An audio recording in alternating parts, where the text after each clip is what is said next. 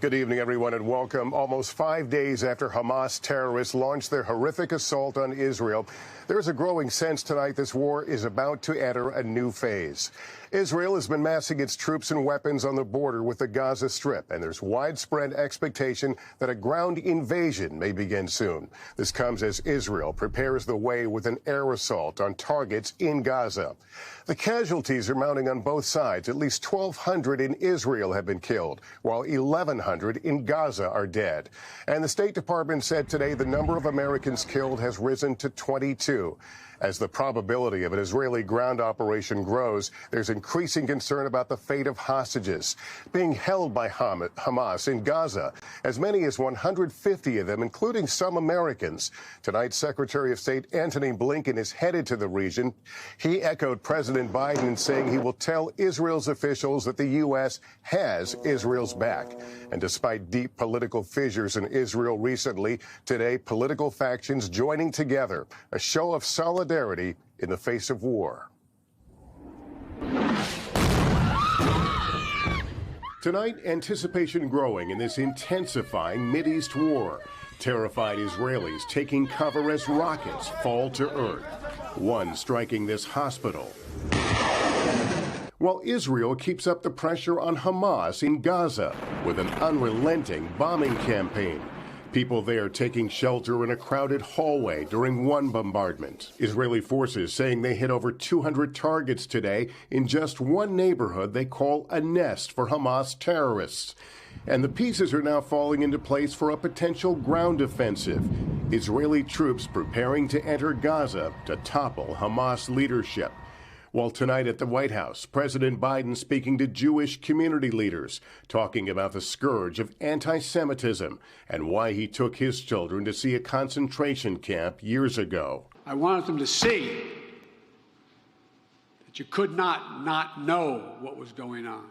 And pressure growing on the president to take action on behalf of Americans who are among the estimated 150 men, women, and children kidnapped by Hamas terrorists who are threatening to execute their captives on camera.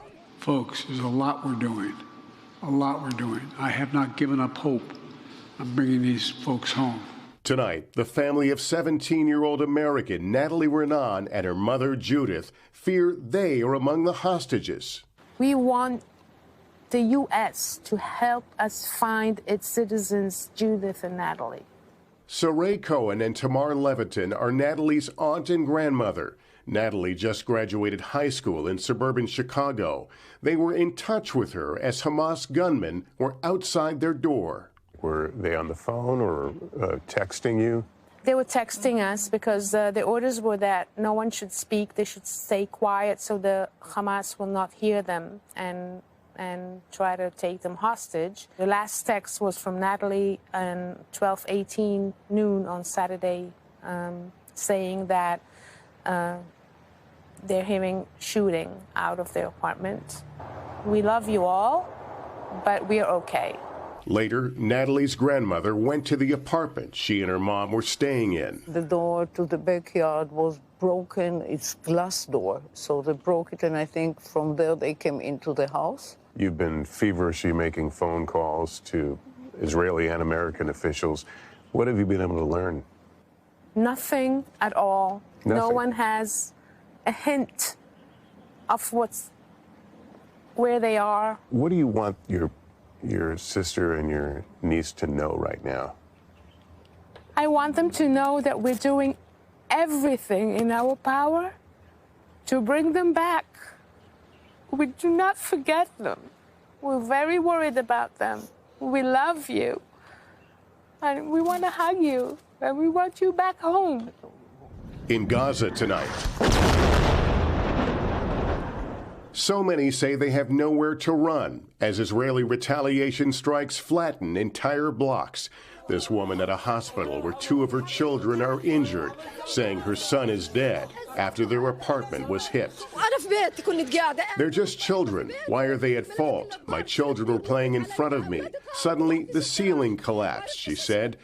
Back in Israel, the first funerals were held for the hundreds of young Israeli concertgoers massacred by Hamas. And new images tonight showing the sheer brutality Hamas unleashed. This image posted by Israel's prime minister showing a child's bedroom covered in blood. And this video shows Hamas terrorists walking through an Israeli village after slaughtering people, their bodies in the streets.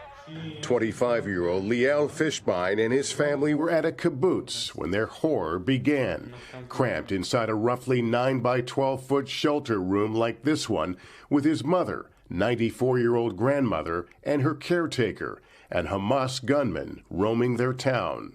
4 of you and 2 dogs in this tiny room for 22 hours. Can you tell me what that was like? I used the word, hell. Eventually, Israeli soldiers rescued them. He showed us where he was shot as they all escaped. When we walked toward the kibbutz gate, we were shot. And then I felt my hip was hurt. I dived into the ground with my mother. The soldier yelled, "Are you alive?" And I said yes. His sister had been sheltering nearby, but they have not seen her since. She is among the missing. So your belief is she was kidnapped? I feel it as her brother. I just feel it in my body. Yeah. What gives you hope that you'll see your sister again? I don't know. I'm not counting on I don't know. We don't know. Yeah, we just don't know. How are you doing as a family right now? My mother is broken. My grandmother, she's starting to realize about my sister, what's happening exactly. I'm in pain for everyone and for everything here. Thanks for watching. Stay updated about breaking news and top stories on the NBC News app or follow us on social media.